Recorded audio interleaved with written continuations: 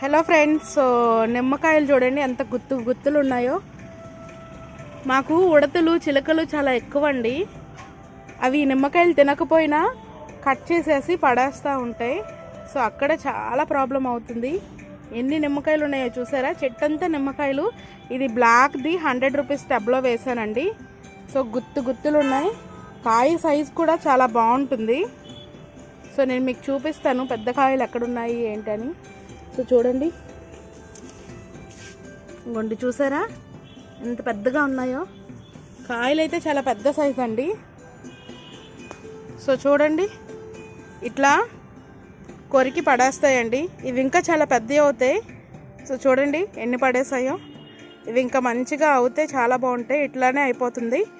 So ఇలా నిమ్మకాయలు బాగా పూయాలి అంటే ఏం చేయాలి అనేది నేను నా ఛానల్లో చెప్తాను. సో ఇట్లాంటి మరిన్ని వీడియోస్ కోసం నా ఛానల్ని సబ్స్క్రైబ్ చేసుకోండి.